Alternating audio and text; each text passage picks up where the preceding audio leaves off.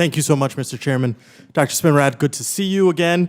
I know that we had the opportunity last month to break ground together in Newport, Rhode Island, for the future home of NOAA's Marine Operations Center Atlantic. And due to the efforts of my great colleagues in the congressional delegation, especially our leadership on the Senate side and Senator Jack Reed, were able to make that happen. So I'm grateful for your continued support, and I look forward to a ribbon cutting in our future.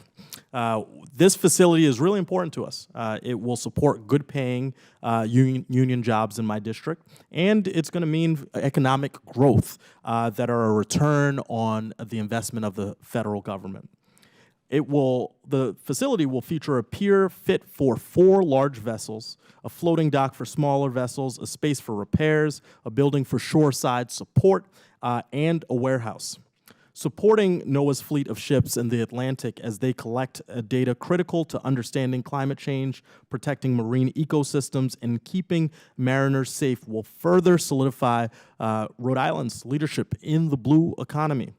So, Dr. Spinrad, if you could briefly, please expand on how the Marine Operations Center Atlantic's new location in Newport will support NOAA's efforts to conduct climate and oceanic research. Thank you, Congressman Amo. Good to see you again as well. That was certainly a great celebration. Just as a quick personal note, being able for my boss to go back to her home state as well was a good opportunity. This facility in Newport will serve as a home port facility for several of our ships, meaning we will be able to conduct operations out of Newport effectively and efficiently. The co-location, if you will, with our colleagues at Navy and Coast Guard is an added benefit. And I would add, having that proximity to some of the most premier ocean research institutions like University of Rhode Island, Woods Hole Oceanographic, University of Connecticut, and others is a real added benefit. So for any number of reasons, we see this as a real plus for the agency. Wonderful. And I'm glad that you mentioned the Navy. Of course, we've got long-standing historical ties there, and I'm hopeful that that proximity will yield great collaboration across NOAA and the Navy, which will yield some growth in our innovation economy, our blue economy locally in Rhode Island. I wanted to ask about another issue that's important to my constituents. I've actually received letters from 3rd graders on this topic, and this is the North Atlantic right whale, one of the most endangered whales in the world.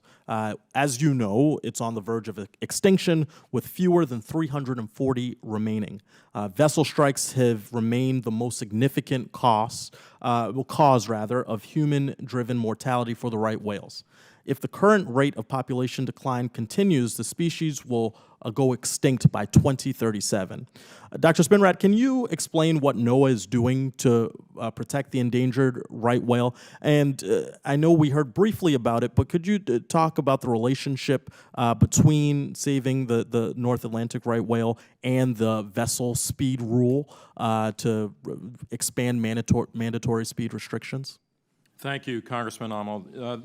The protection of the North Atlantic right whale is something that we are legally bound to do, and I want to make a strong point of that because this is not something we think would be nice to do. We have to do this by dictate, if you will, from the Endangered Species Act and the Marine Mammal Protection Act.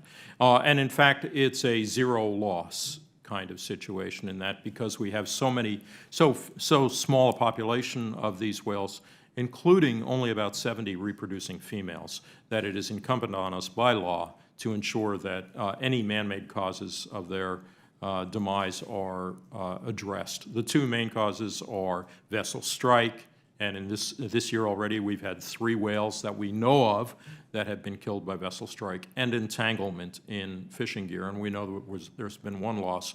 I would also say the numbers are higher because in a couple of those cases these were cows, if you will, mother whales that had calves associated with them. We've not been able to find the calves. So what we are trying to do is establish through careful study of the science and the economics what is an appropriate vessel speed, for what size vessels do we need to impose, what times of year and what areas are most appropriate. We'd like to be able to apply this in a way that is both supportive of economic development, but at the same time reflective of our need to protect these whales from vessel strike. That rule right now is at OIRA and OMB and we hope that we can start implementing accordingly and protecting this species from extinction. Well, I appreciate your consideration in balancing the many interests, and I look forward to working with you to make sure that we do everything we can to protect the whales. With that, I yield back.